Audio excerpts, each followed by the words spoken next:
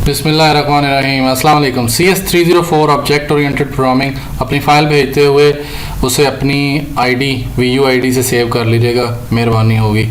और माजरत लेट होने के लिए, और प्लीज़ चैनल को सब्सक्राइब कर दें और वीडियो को लाइक कर दें। और जो मेरे बहुत फ़ैन हैं जो बार बार मैसेज कर रहे थे, ये उनको डेडिकेशन के लिए है और किसी के मतलब। ओके, हम लोगों ने एक क्लास बनानी है जिसका नाम बुक रखना है और उसके अंदर कुछ डाटा मेंबर्स हैं, उनकी डाटा टाइप आपने रखनी है जो बताया हुआ है। ये उसकी फंक्शनैलिटीज़ है जो लाजमी होनी चाहिए। दिस का यूज़ होना चाहिए, गेटर सेटर बनाए होने चाहिए, एक डिस्ट्रक्टर होना चाहिए और कंस्ट्रक्टर एक बनाना है। तो ये सारी चीज़ें होनी चाहिए। और ये जो डिमांड है उनकी, ये पहली असाइनमेंट में इतना मुश्किल है, आगे इनहेरिटेंस और वो क्या करेंगे पॉलीमॉर्फिज्म में। Use the new operator, new operator से आपने ऑब्जेक्ट बनाना है और डिस्ट्रक्टर कॉल करना है और ये सारी चीज़ें हैं। 302 भी बन जाएगी, परेशान ना हो और वेट किया करें थोड़ा सा। अच्छा, ये रिक्वायरमेंट आपके सामने होनी चाहिए, इनको देख के ही बनाना है और आप वो सारी चीज़ें पूरी कर देंगे तो हो जाएगा। आप कोड को रन करके देख सकते हैं। इसको जो है वो कई स्टूडेंट कहते हैं कि मैंने रन करना भूल गया, तो यहाँ पे मैं सिर्फ एक जल्दी आपको दिखा दूँ कि रिकॉर्ड एडिट और वाई प्रेस किया तो उसने कहा यू रीच योर लिमिट, आप अपनी लिमिट पे पहुंच चुके हैं। मैंने उसे कहा दोबारा मेन्यू दिखाओ, उसने मेन्यू दिखाया। मैंने टूल लिखा, उसने रिकॉर्ड डिस्प्ले किया और उसको मैंने एन कहा तो उसने कहा जी डिस्ट्रक्टर रन्स। तो तकरीबन सारी रिक्वायरमेंट पूरी हो रही हैं। डॉट डॉट डॉट आप अपने पूरे कर लीजिएगा। तो ये मैंने रन करके दिखा दी और यही कोड सेम फाइल बस सिर्फ नज़र आए इसलिए यहाँ पे रखी है Notepad++ के अंदर।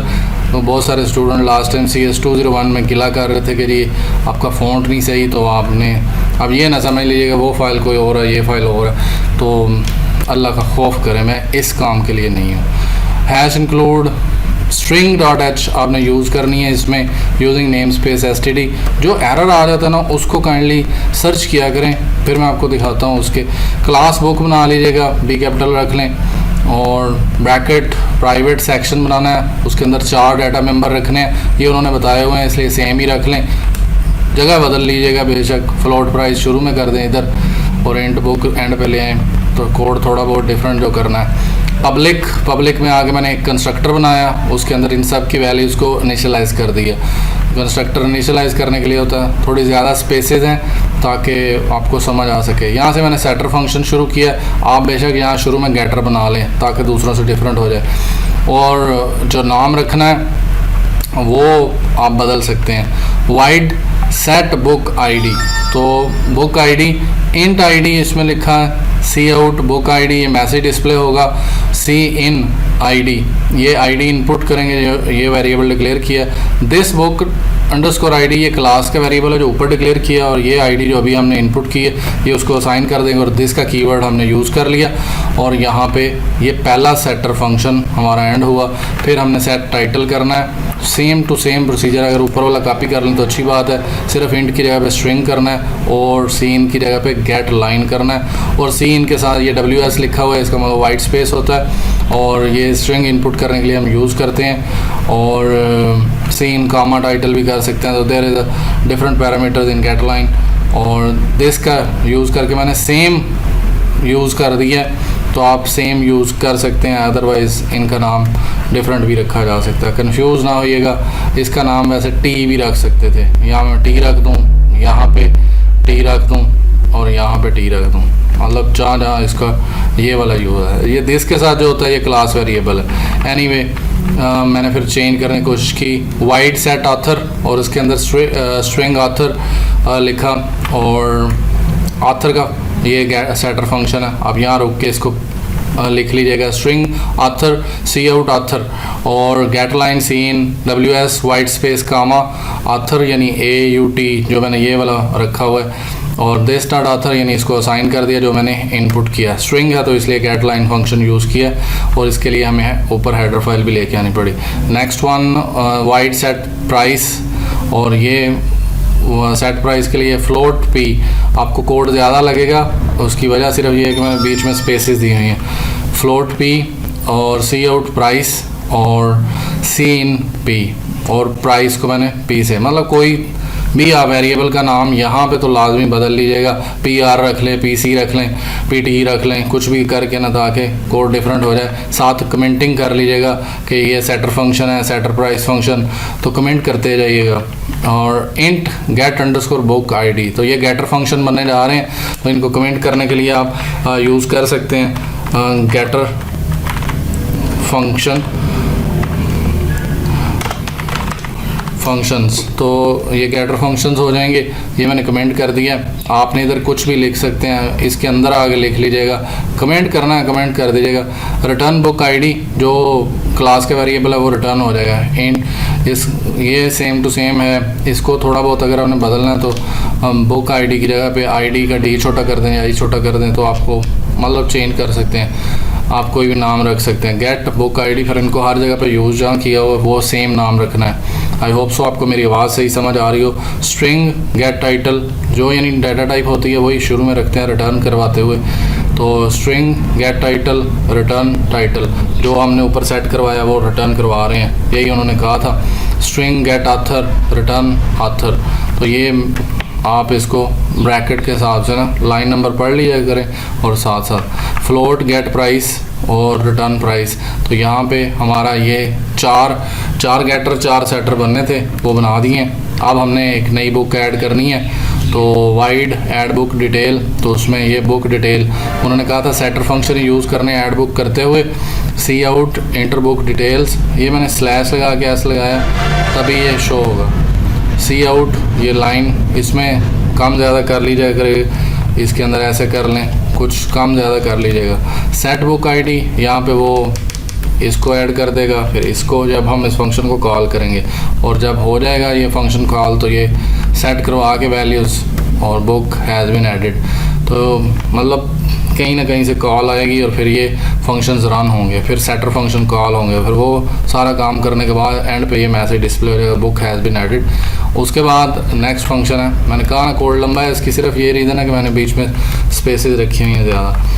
और वाइड डिस्प्ले बुक, और ये मैसेज है बुक आईडी और दिस, और गेट बुक आईडी, और title get title, author get author, जो उधर किए हुए हैं नाम वही रखिएगा जो यहाँ पे हो रहे हैं। सी आउट प्राइस गेट प्राइस, और ये इस जगह पे आ जाएगा।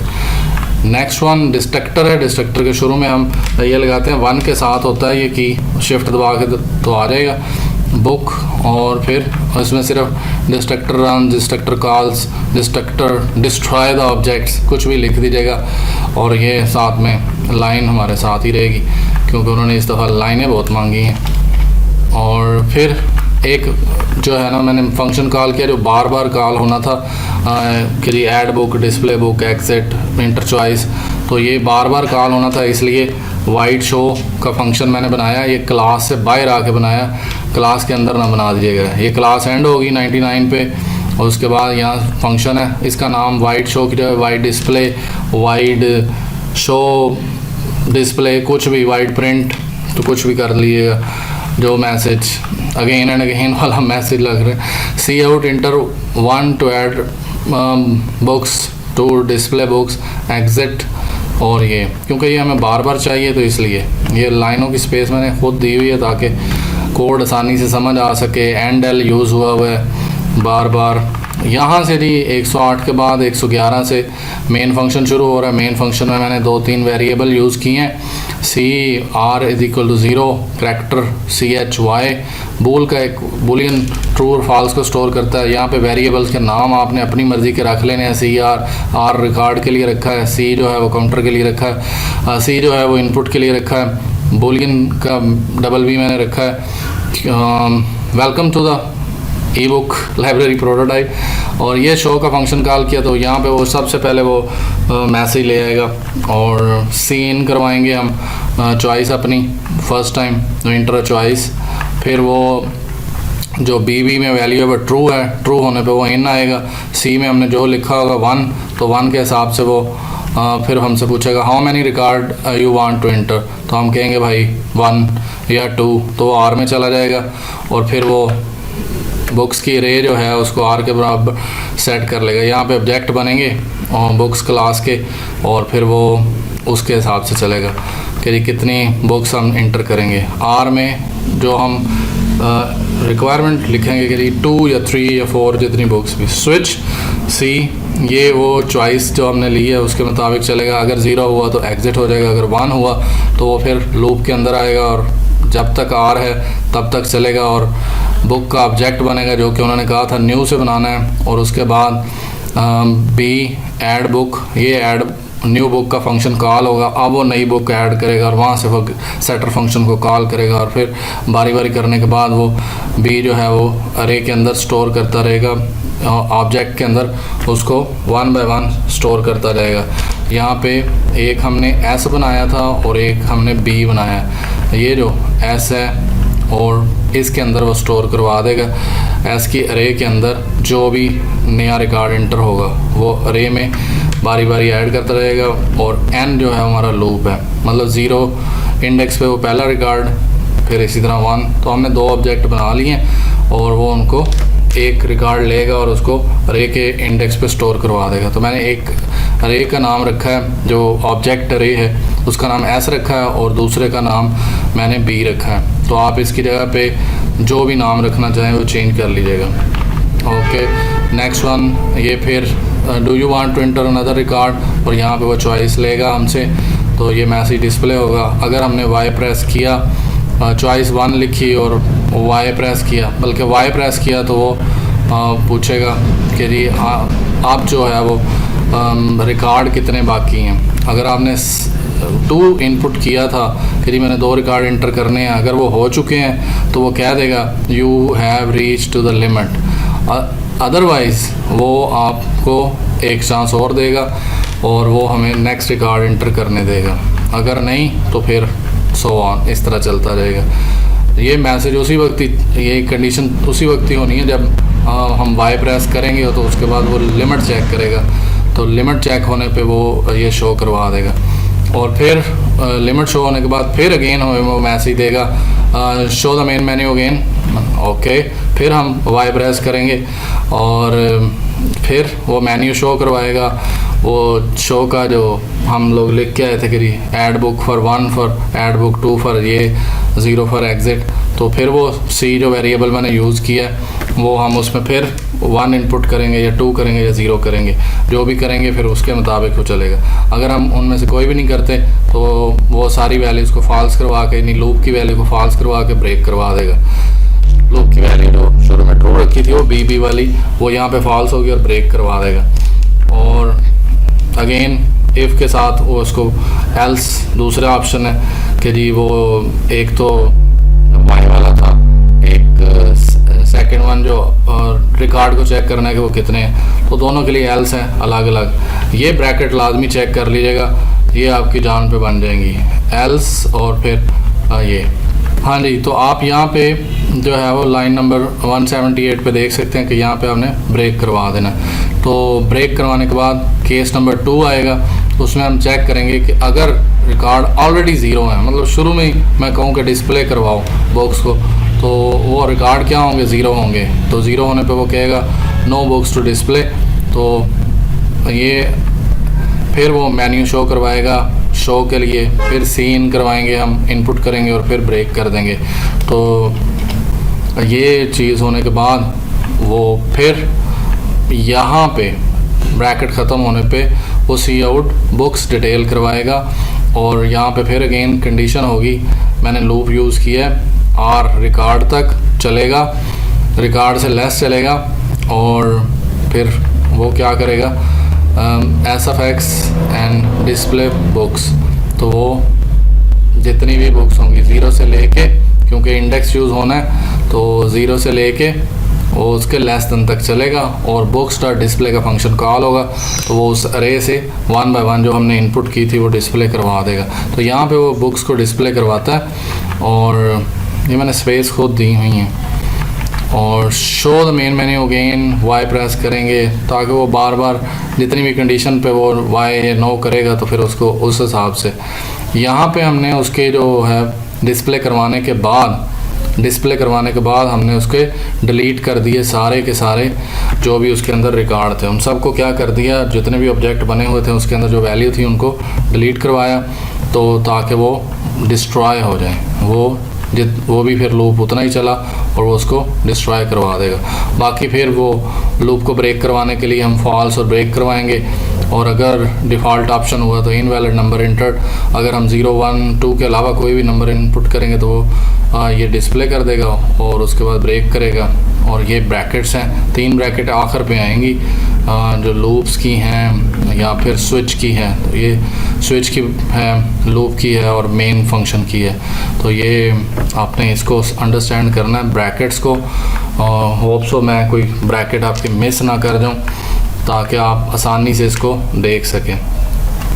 थोड़ा बहुत आगे पीछे करके आप लोग यहाँ पे जो है वो इसको मैं छोटा कर दूँ तो कोई बस एंडल ही यूज़ हुआ है, आप उसको देख सकते हैं। मैं एक दफ़ा जल्दी से कुछ सेकंड में, ताकि आप इसको देख लीजिएगा तो बारी बारी जितना जितना गेटर फंक्शंस हैं, गेटर फंक्शन कैसे बनाए हुए हैं, सेटर कैसे बनाए हुए हैं, ऐड का फंक्शन ये बना हुआ है, कॉपी कर लें यहाँ से, डिस्प्ले यहाँ से, डिस्ट्रक्टर आपके सामने, क्लास एंड हो गई, शो का फंक्शन बनाया है जो बार बार यूज़ होना है, और मेन फंक्शन शुरू हुआ, और फिर वेरिएबल्स। फिर यहाँ से कहानी असल में कम्प्लेक्स होती है, वाइल c = 1 और हाउ मैनी रिकॉर्ड्स, बुक की रे बनानी है, स्विच यूज़ करना है, फिर स्विच के अंदर लूप, और फिर इफ़, ये सारा यूज़ करने के बाद सो ऑन चलते जाना है आपने। तो ये यहाँ पे आपका एक ख़त्म होगा केस, ये केस 2 शुरू हुआ और इसके अंदर फिर डिस्प्ले करवाना है बुक्स को। ये डिस्प्ले का फंक्शन है, और डिस्प्ले करने के बाद वो हम लोग मेन्यू अगेन कॉल करेंगे और फिर ऑब्जेक्ट को डिस्ट्रॉय करवाएंगे डिलीट का पॉइंटर से, और फिर ये डिफ़ॉल्ट और फिर यहाँ पे। तो आप इसको खुद लिख लीजिएगा। Thank you ji, thanks for watching.